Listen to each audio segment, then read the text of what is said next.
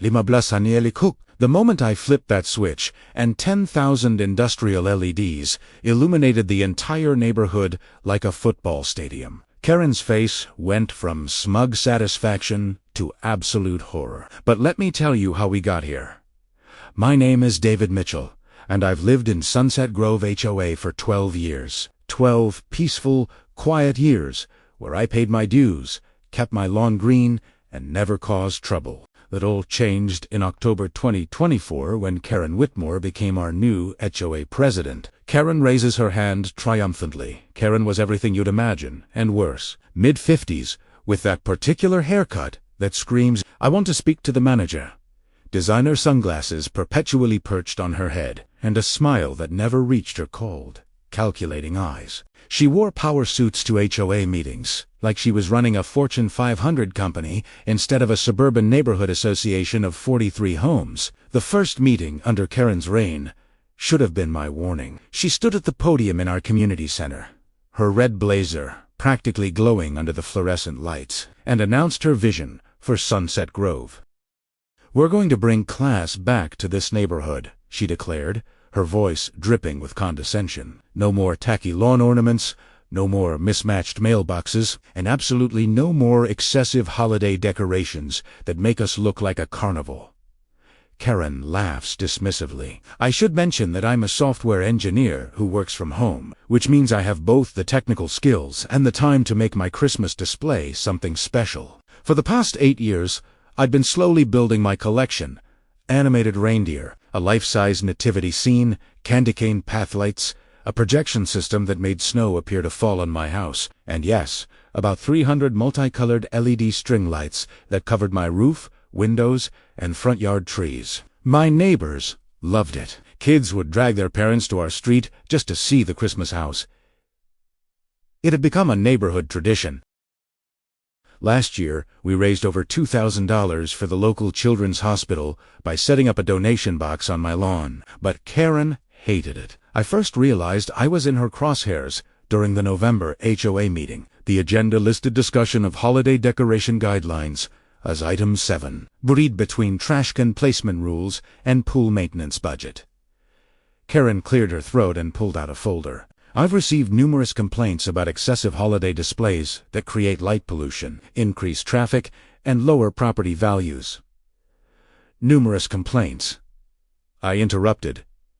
"From who?" Karen raises her hand to silence him. "That's confidential," Karen snapped. "But the board has decided to implement new guidelines. Holiday decorations will be limited to 1 display per yard, maximum of 100 lights, and all decorations must be white or cream-colored only. Traditional colors are too garish." The room erupted. Margaret Henderson, a 72-year-old grandmother who lived 3 houses down from me, stood up. "You can't be serious. My grandchildren love the colorful lights. White lights only. That's ridiculous." "The board has voted," Karen said coldly. "The motion passes, 5-2. I later learned that Karen had stacked the board with her country club friends, who'd only recently moved to Sunset Grove. They outvoted the 2 longtime board members who'd tried to oppose her. That night, I received a certified letter. It was a formal notice that my holiday display violated the new guidelines, and I had until December 1st to submit plans for a compliant decoration scheme or face fines of $50 per day. Karen laughed smugly. I spent the next week researching. I read every single word of our HOA SEC and RS covenants, conditions, and restrictions, the bylaws, and the architectural guidelines. I also consulted with a real estate attorney friend, Marcus Chun, who owed me a favor after I'd fixed his wife's laptop for free. "She's on shaky legal ground," Marcus told me over coffee. "HOA rules can't be changed without proper notice to all homeowners." "Did everyone get at least 30 days written notice of the proposed rule changes?" "No," I said. "She announced it and voted on it in the same meeting." Marcus grinned. "Then technically, her new rule isn't valid yet. You could fight this." But I'm not a confrontational person by nature. I decided to try the diplomatic approach first. I requested a meeting with Karen, which she granted with obvious reluctance. We met at a coffee shop near our neighborhood. Karen arrived 15 minutes late, ordered a complicated drink that took forever to make, and immediately opened with, "I hope you're here to discuss your compliance plan." "I'm here to find a compromise," Primera sighed calmly. "My display means a lot to the neighborhood, especially the kids. What if I reduced the lights but kept the colors?" Karen raises her hand dismissively. "No colors," Karen said flatly. "White lights only. And frankly, Mr. Mitchell, your display is tacky and embarrassing. It makes the whole neighborhood look low. I'm actually doing you a favor. Property values have increased by 18% since I started my display." I interrupted. I pulled the records. "Our neighborhood's property values are growing faster than the 3 surrounding communities." Karen's face reddened. "That has nothing to do with your light show. Now, are you going to comply? Or do I need to start fining you?" "The rule change wasn't implemented correctly," I said. "You need 30 days' notice to all homeowners before." Karen stood up abruptly. "Are you threatening to sue the Because that's a great way to get yourself ostracized from this community." "I have lawyers too, Mr. Mitchell.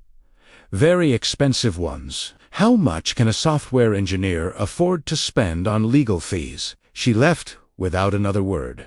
That evening, I sat in my home office, staring at my computer screen. I could back down, put up boring white lights, and let Karen win.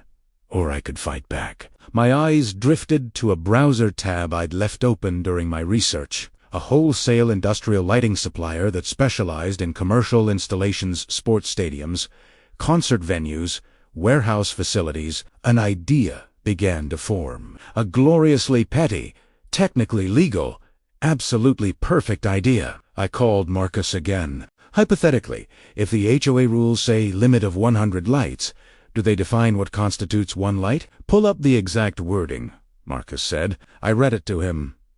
"No more than 100 individual lighting units may be displayed." "A lighting unit," Marcus said slowly, "could technically mean a single bulb, or it could mean a single fixture that contains multiple bulbs. Industrial LED panels can have dozens or even hundreds of bulbs in a single housing unit. So if I had 100 industrial LED panel units, each containing 100 individual LED bulbs, you'd have 10,000 lights, but only 100 lighting units." Marcus finished. "It's technically compliant with the letter of the rule, if not the spirit. Though I should warn you, Karen will absolutely try to fight this."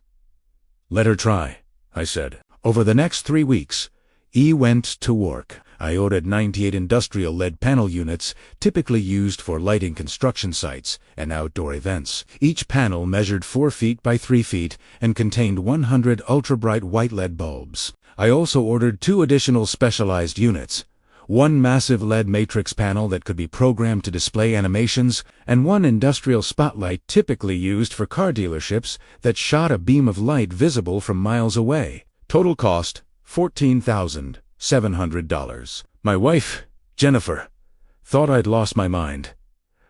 "That's our vacation fund," she protested. "Think of it as an investment in neighborhood morale," I said. "Plus, we can rent these out for events afterward. They'll pay for themselves."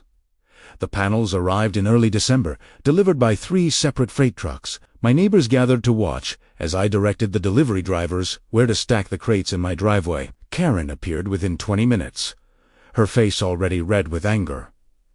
"What is all this?" she demanded. Karen raises her hand accusingly. "My Christmas decorations," I said pleasantly. 100 lighting units, as per the new HOA guidelines. All white lights, also as per the guidelines. I'll be putting them up this weekend."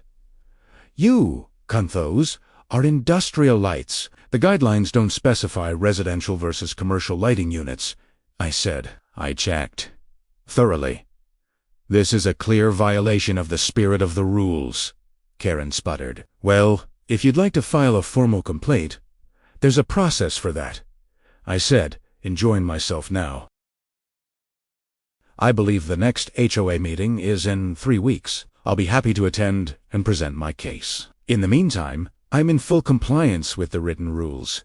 Karen's mouth opened and closed like a fish out of water. Finally, she pointed a shaking finger at me.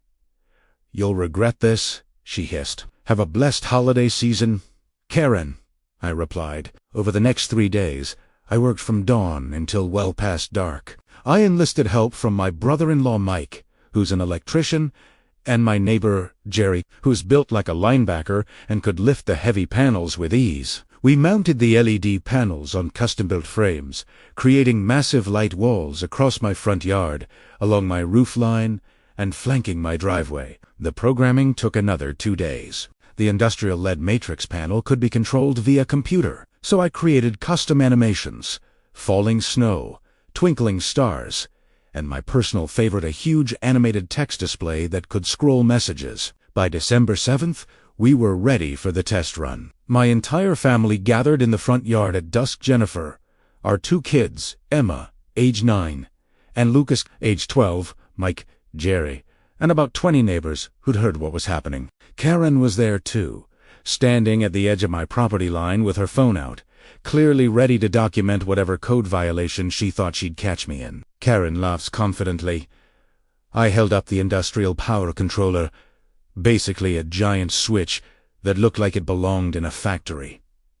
Everyone ready? The kids counted down. 3, 2, 1. I flipped the switch. The moment of truth, the transformation was instantaneous and absolutely glorious. 10,000 industrial LED bulbs erupted into brilliant white light simultaneously. My house didn't just light up, it detonated with illumination. It was like someone had built a miniature sun in my front yard. The LED panels were so bright that they cast sharp, distinct shadows at 7 p.m. My neighbors gasped. Some shielded their eyes. The animated matrix panel scrolled its first programmed message in 6-foot letters. Happy holidays from the Mitchell family. Cars on the main road 3 blocks away began slowing down. The light was visible from the highway half a mile distant. And Karen's confident expression melted into shock, then horror, then incandescent rage. Karen's hand drops, her face twisted in fury. She stammered, unable to form words. 100 lighting units, I said cheerfully. All white lights. Fully compliant with HOA guidelines. Would you like me to submit the documentation? Or... Karen's face had gone beyond red into a deep purple. This is... I'll have you. Emergency board meeting. Tomorrow night, you are going to take those down, or I swear, I'll make your life a living hell. She stormed off toward her house, which was now clearly visible despite being 4 houses. Why my lights were so bright, they illuminated the entire street like it was midday. My daughter Emma tugged on my sleeve. Dad, you can actually see the light from space. Right, probably not space. Nay, I said, but definitely from the International Space Station. My son Lucas was grinning ear to ear. This is the coolest thing you've ever done. As neighbors came over to marvel at the display and take photos, my phone buzzed with a text from Marcus. Tell me you got video of Karen's face. Please, tell me you got video. I had, and it was spectacular. But as I watched Karen slam her front door hard enough to hear it from 4 houses away, I knew this was just the beginning. She'd declared war, and I'd just escalated it to nuclear levels.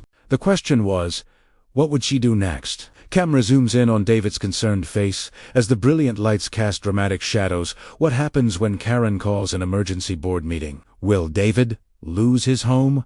Previously on, when I installed 10,000 industrial LEDs, Karen's smug smile turned to pure rage. The emergency HOA board meeting was scheduled for 7 p.m. the following evening at the community center. Karen had sent out a mass email at 11:43 p.m. the previous night, titled, Urgent Emergency Session Regarding Dangerous Safety Violation.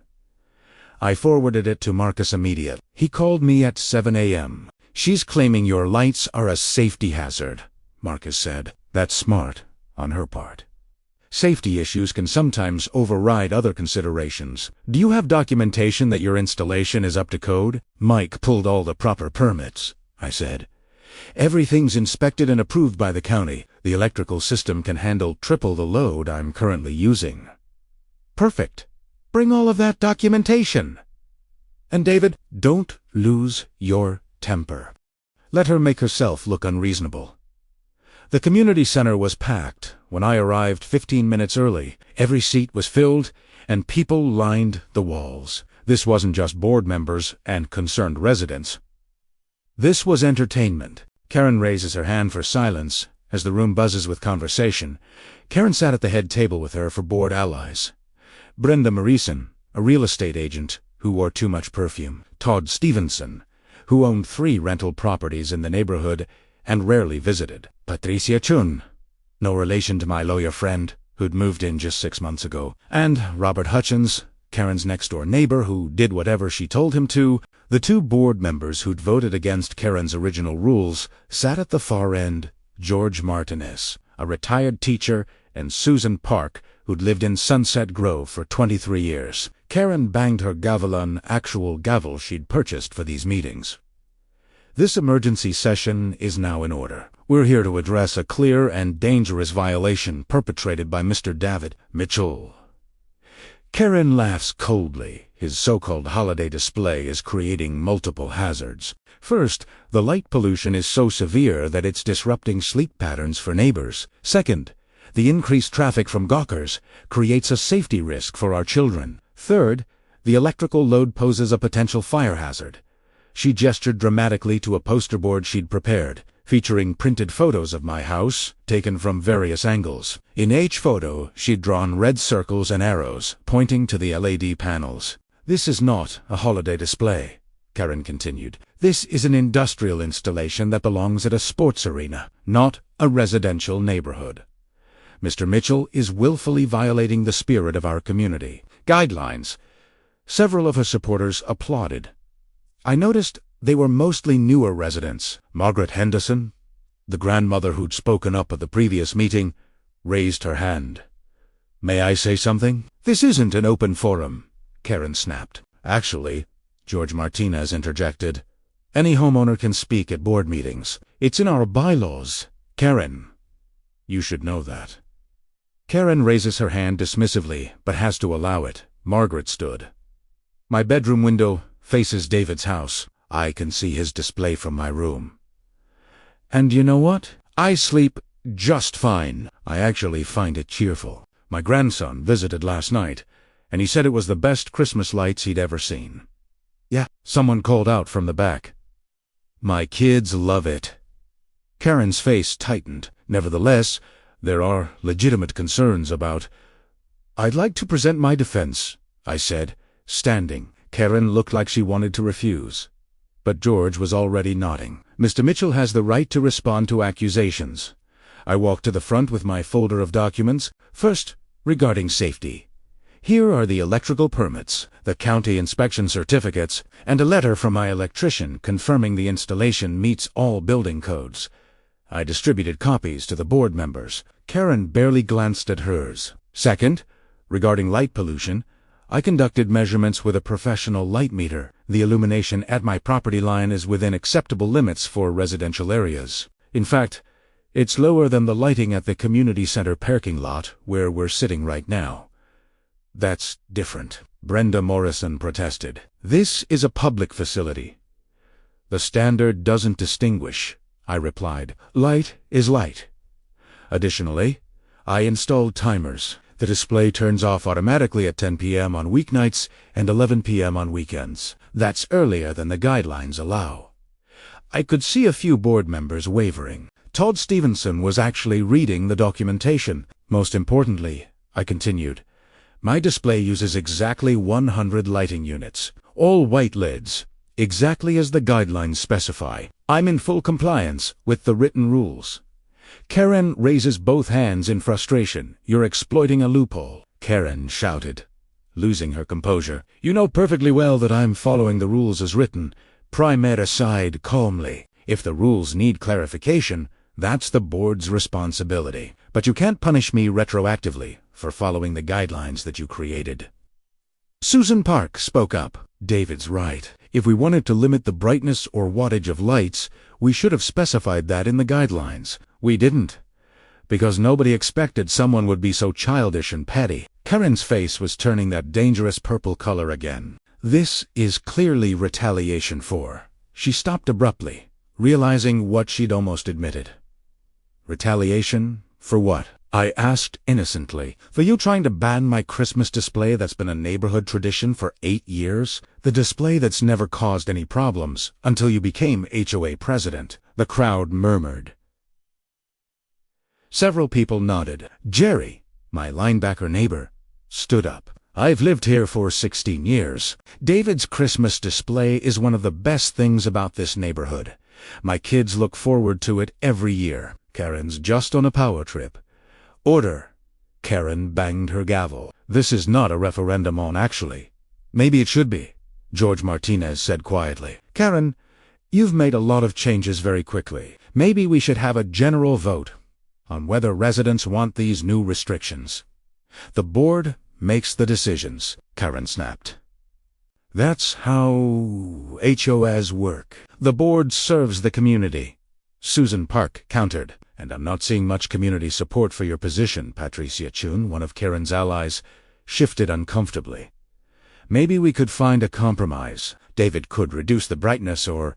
Karen laughs. Harshly, there's no compromise with people who deliberately mock the board's authority. Karen's voice had risen to a near... Either he takes down those ridiculous lights, or we fine him. I motion that we assess a penalty of $200 per day until the installation is removed. That's excessive, Todd Stevenson said, looking troubled. The standard fine is $50 per day. This is an excessive violation, Karen insisted. All in favor. She and Brenda raised their hands immediately. Robert Hutchins reluctantly raised his. Patricia and Todd did not. Motion fails, George said. 3 votes aren't enough. Karen looked like she might explode. Fine. Then I motion we hire an attorney to seek an injunction against Mr. Mitchell's display on the grounds that it constitutes a nuisance.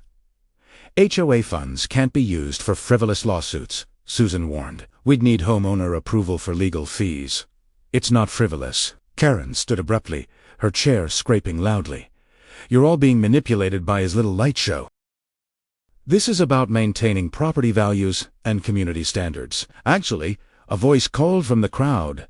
Property values are great. I just had my house appraised, and it's up 22% from last year. Another voice. My cousin wants to move here because she saw photos of David's lights online. She says it looks like a fun neighborhood. Karen's carefully constructed argument was falling apart, and she knew it. Karen raises her hand, pointing at David accusingly. You think you're so clever, she hissed at me. You think you've won? I will find a way to shut this down. Whatever it takes. Is that a threat? Marcus Chun's voice came from the doorway. I hadn't known he was there. But apparently he'd decided to attend, because making threats against a homeowner in an official board meeting is a serious matter. Karen's eyes widened when she saw Marcus in his suit, clearly identifiable as an attorney. That's not... I simply meant...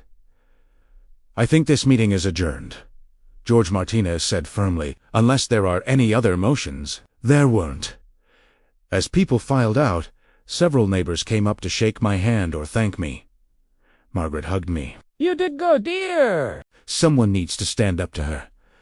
But as I walked to my car, I saw Karen in the parking lot, phone pressed to her ear, speaking intensely to someone. When she noticed me looking, she turned away, but not before I heard fragments.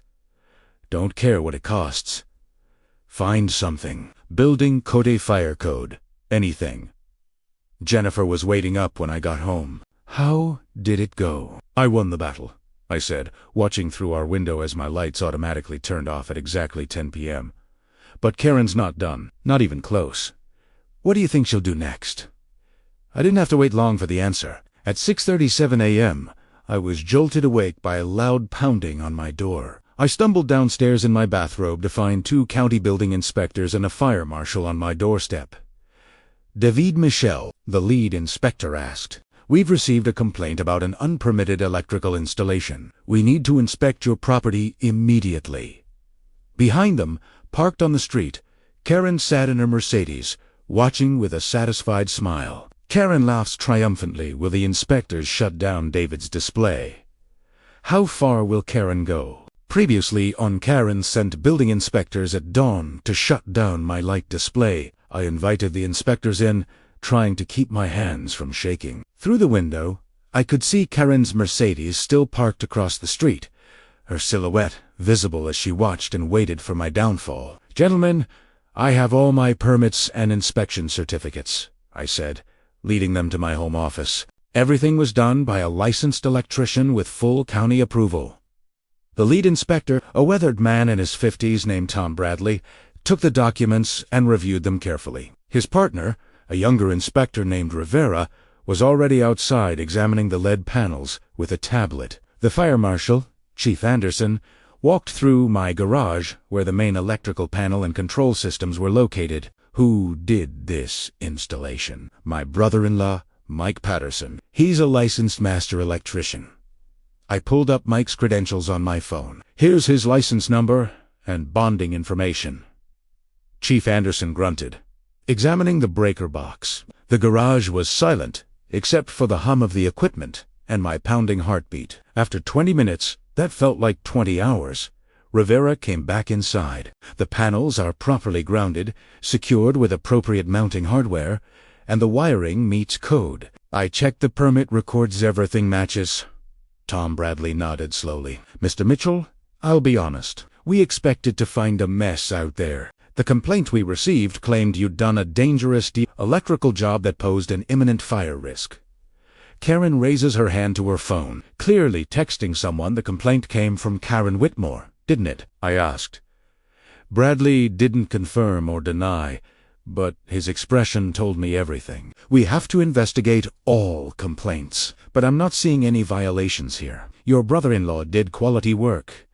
Chief Anderson emerged from the garage. "The load calculations are conservative. Your electrical system could handle twice this load safely. The automatic shut-off timers are properly installed. There's a master cutoff switch, clearly labeled. This is actually better than most professional installations I see."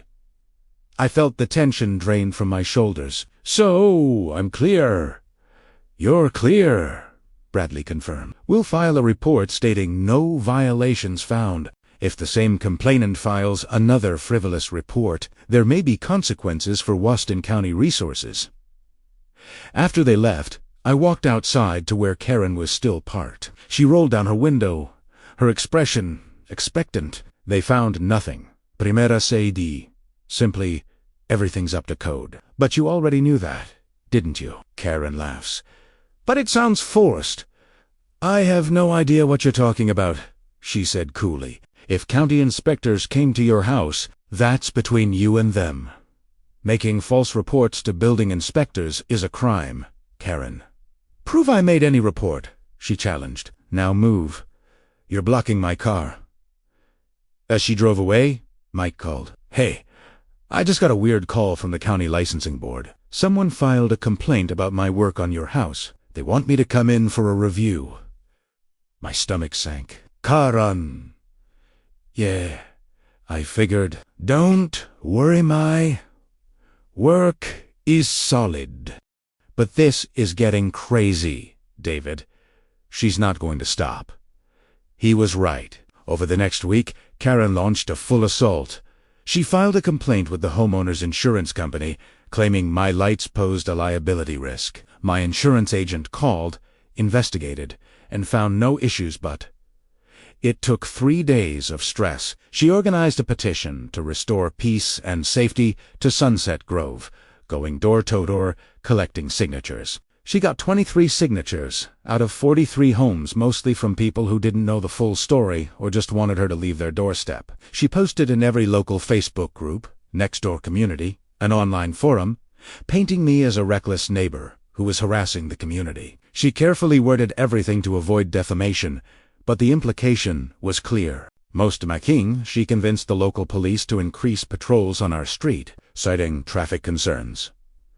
Officers would park near my house each evening, their presence making the families who came to see the lights uncomfortable. Karen raises her hand in victory at each small win, but Karen made one critical mistake. She underestimated the internet. My kid's generation lives online. Lucas posted a TikTok video of the light display with the caption, "HOA Karen tried to ban Christmas, so my dad went nuclear." It got 400,000 views in 2 days. Emma created an Instagram account documenting the Great Christmas Light War. Local news reporters found it. By mid-December, 3 different TV stations had contacted me for interviews. I declined the first 2. But when Channel 7 explained they were doing a segment on HOA overreach, I agreed. The interview aired on December 17th. The reporter, Jessica Reeves, did a beautiful job presenting both sides fairly, which meant Karen's unreasonableness was on full display. They'd interviewed her too, and she'd made the mistake of saying, "Some people just don't understand that property values are more important than tacky light shows." The segment went viral. By the next morning, my story had been picked up by national news outlets. "Good morning, America!" Cold. So did the Washington Post. Sunset Grove HOA became famous, and not in the way Karen wanted. The GoFundMe someone set up to help David fight HOA Tyranny raised $18,000 before I even knew it existed. I immediately announced all funds would go to charity, half to the Children's Hospital, half to a legal defense fund for homeowners fighting HOA abuse. Karen's hand trembles as she reads the news coverage on December 20th. Karen called an emergency board meeting. Her email was curt, urgent, business, board members only. But George Martinez forwarded me the email with a note. "She's going to try something. You might want to be there." I arrived at the community center to find the parking lot filled with news vans. Apparently, I wasn't the only one George had tipped off. Karen's face went white when she saw the cameras. "This is a closed meeting," she shouted at the reporters. HOA board meetings are required to be open to homeowners under state law. A reporter called back, "We've verified that." Inside, Karen tried to maintain control, but her hands shook as she arranged her papers. Her 4 allies looked uncomfortable. Todd Stevenson kept glancing at the cameras in the back of the room. Karen raises her gavel, but her authority is crumbling. "This meeting is about the future direction of Sunset Grove," Karen began. "Recent events have brought unwanted attention to our community. We need to address." I motioned to remove Karen Whitmore as HOA president. Susan Park interrupted. "Her actions have cost this HOA credibility, created legal liability, and divided our community." The room went silent. "You can't." "That's not," Karen sputtered. "I second the motion," George Martinez said firmly. "Board members can be removed by a 2/3 vote of the full board or by a majority vote of homeowners," Susan continued. "I'm calling for the board vote first." Patricia Chun raised her hand. Bore, yes, I'm sorry, Karen, but this has gotten out of control." Todd Stevenson nodded. "Yes, this isn't what I signed up for." Brenda Morrison looked at Karen apologetically. "I have to vote yes, too. My broker told me this publicity is actually hurting property values now." Robert Hutchins was the only one who voted no. But it didn't matter. Karen had lost. Karen's hands gripped the table. Her knuckles white. "You ungrateful," Karen started, then seemed to remember the cameras. Fine. But I'm not resigning from the board. You'll still have to deal with me." Actually, Marcus Chun's voice came from the doorway. He'd shown up again. "You should know that several homeowners are preparing a lawsuit against you personally for harassment and abuse of HOA authority. The HOA's insurance won't cover personal actions taken outside your duties. You might want to consider resigning entirely." Karen's face cycled through emotions: shock, anger, fear, and finally defeat. She stood slowly, gathered her papers with shaking hands, and walked toward the exit. At the door, she turned back. Karen raises one finger, pointing at me with pure hatred. "I hope you're happy, David. You've destroyed this community." "No, Karen." Margaret Henderson called out from her seat. "You tried to destroy it. David saved it." Karen left without another word. The cameras caught everything. The aftermath begins after the meeting. The remaining board members immediately suspended all of Karen's new rules, pending a community-wide vote. George Martinez was appointed interim president. But as I drove home that night, watching my lights automatically illuminate at dusk, he felt Karen had been humiliated on a national stage. She'd lost everything she'd tried to build. People like Karen don't just accept defeat. Jennifer met me at the door. David Karen's house is completely dark. No lights on at all, and there's a for sale sign in her yard. I looked down the street. She was right. Karen's house was the only dark spot on our now festive street. My phone buzzed with a text from an unknown number. "Enjoy your victory. It won't last. You have no idea what you've started." Camera slowly zooms in on the dark. Silent house 4 doors down. Is Karen really gone? Or is this the calm before the storm? What did that threatening text mean? Comment below with your theories. Previously on, Karen was removed as HOA president and put her house up for sale. But that mysterious threatening text suggests this isn't over. Christmas was 3 days away, and Sunset Grove had transformed into something magical. After Karen's removal, neighbors who'd been intimidated into silence started decorating again. Our street looked like a winter wonderland, tasteful, joyful, and nothing like the sterile, white-only vision Karen had demanded. My industrial LED display had become a tourist attraction. The local news estimated over 500 cars drove through our neighborhood each evening. We'd set up donation boxes again, and we'd already collected $4,200 for the children's hospital. Karen's house remained dark and empty. The realtor's sign swayed in the winter wind, and I'd heard through neighborhood gossip that she'd moved in with her sister 2 towns over. I should have felt relieved. Instead, that threatening text message nagged at me. David stares at his phone, concerned. On December 23rd, I found out why. I was in my garage doing some routine maintenance on the LED control systems when my phone rang. It was Tom Bradley, the building inspector who'd visited weeks earlier. "Mr. Mitchell, I'm calling as a courtesy," he said, his voice tense. "Someone I can't say who has filed complaints with every regulatory agency that has jurisdiction over your property. The EPA, claiming light pollution violates environmental regulations. The FAA, claiming your lights pose a hazard to air navigation. Even the FCC, claiming electromagnetic interference." My stomach dropped. That's insane. None of that applies to residential Christmas lights. I know, and these agencies know it too. But they're legally obligated to investigate every complaint. You're going to have federal inspectors showing up after Christmas. I wanted you to be prepared. "Karen," I said flatly. Bradley sighed. "I didn't say that, but whoever filed these complaints provided extremely detailed, technical information. They knew exactly which regulations to cite, which forms to file, and how to make the complaints sound legitimate enough to trigger investigations." After I hung up, I called Marcus. "She's escalating. Even after losing everything, she won't stop." "Federal agencies are harder to manipulate than local HOA boards," Marcus assured me.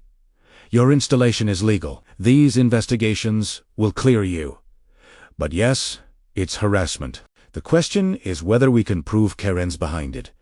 Karen's silhouette appears in a car parked down the street. Watching that evening, as families gathered to see the lights, I noticed a black BMW parked at the end of the block. The driver sat in darkness, but I could see the glow of a phone screen. Jerry noticed too.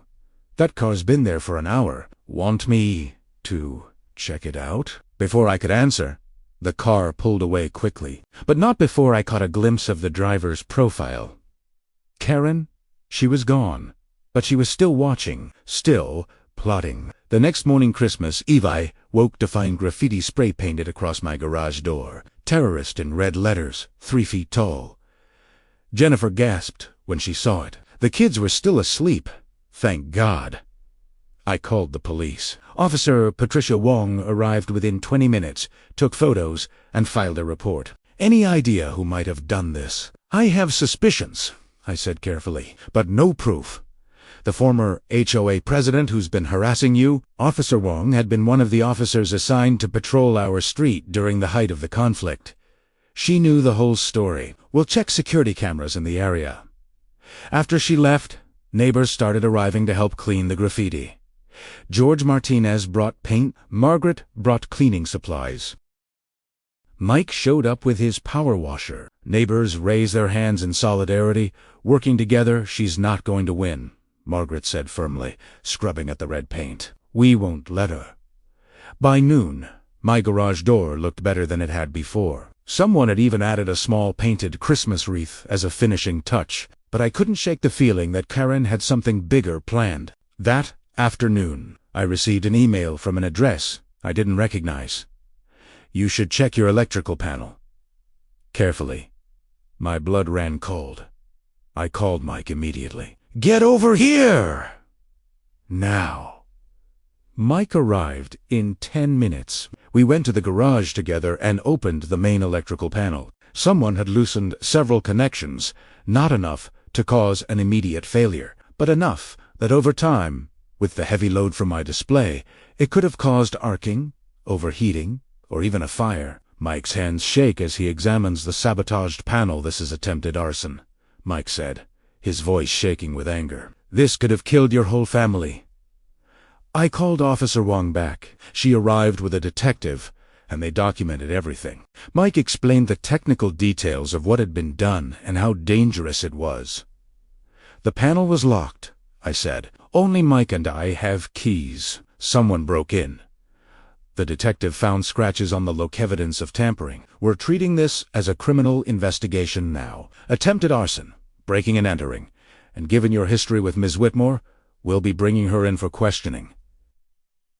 That evening, as Christmas Eve darkness fell, I faced a decision. My display was scheduled to run. It was Christmas Eve, the most important night. But now I knew Karen was willing to commit serious crimes.